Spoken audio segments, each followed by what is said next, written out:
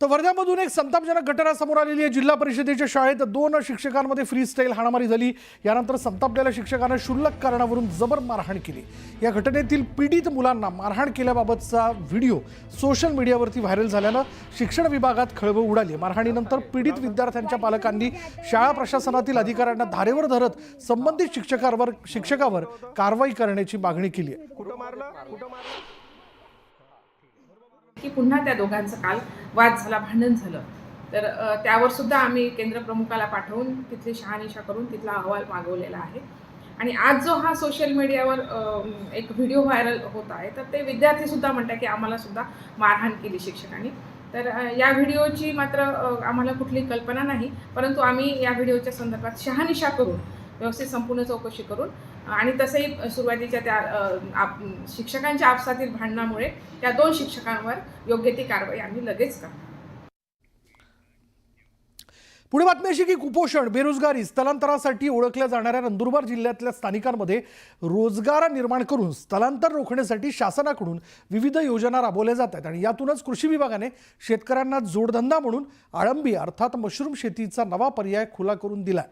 नवापूर तालुक्यातील 25 महिला शेतकऱ्यांनी प्रशिक्षण घेत आर्थिक उन्नतीची नवी कवाडे उघडली आहेत आणि या प्रशिक्षणात मशरूम शेतीचं प्रात्यक्षिकासोबतच त्यांना बियाणं आणि औषध पुरवठा देखील करण्यात आला होता।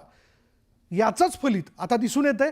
या महिलांना हे प्रशिक्षण त्यांनी घेतलं आणि त्यांनी आता घरच्या घरी शेतीला पूरक धंदा म्हणून मशरूम उत्पादन घेत एक वेगळी भरारी घेतली आहे। नवापूर तालुक्याला लागूनच असलेल्या सूरत बाजारपेठेत मशरूमला असलेली मोठी मागणी आहे। अवघे 300 रुपये किलो बियाणं असणाऱ्या मशरूम उत्पादनातून किलो मागे शेतकऱ्यांना 1200 ते 1500 रुपये मिळत असल्यानं फायदा देखील होतोय। त्यामुळे नवापूर आता अळंबी होण्याकडे वाटचाल करताना दिसतोय।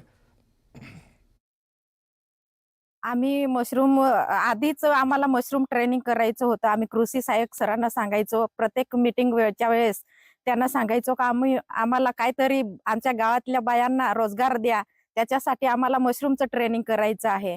तर त्यांनी वरिष्ठांना कळवलं आणि कृषी ऑफिसकडून आम्हाला मशरूमचं ट्रेनिंग हे उपलब्ध करून देण्यात आलं आणि त्या ट्रेनिंगमध्ये आमच्या गावातील बायांनी सहभाग घेतला।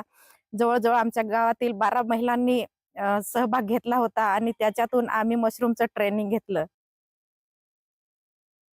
नवापूर तालुक्यातील शेतकऱ्यांसाठी आपण अळिंबी उत्पादन प्रशिक्षण घेतलं होतं आणि या प्रशिक्षणात आपण जे प्रशिक्षणार्थी होते त्यांच्याकडून प्रशिक्षणासोबतच अळिंबी कसं तयार करायचं याचं प्रात्यक्षिकी करून घेतलं होतं आणि या प्रशिक्षणार्थींना बियाणे आणि अळिंबी उत्पादनासाठी आवश्यक असणारे औषधं यांचा पुरवठा केला होता।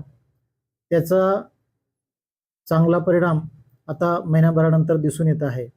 तालुक्यातील जवळपास 25 शेतकऱ्यांनी आपल्या घरी स्वतः अळिंबी उत्पादन करण्याचा प्रयत्न केला आहे आणि तो सफल झाला आहे।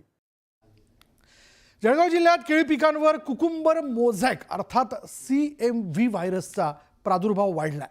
या व्हायरसच्या प्रादुर्भावामुळे केळीच्या उत्पन्नात घट होत असल्यानं केळी उत्पादक शेतकऱ्यांनी चिंता वाढवली आहे। 70,000 हेक्टरवरील लागवडीपैकी सुमारे 15% केळी पिकावर CMV व्हायरसचा प्रादुर्भाव झाला आणि याची माहिती केळी संशोधन केंद्राने दिली। तर या व्हायरसवर नियंत्रण मिळवण्यासाठी योग्य उपाययोजना करण्याचं आवाहन देखील केळी संशोधन विभागाच्या वतीनं करण्यात आलंय।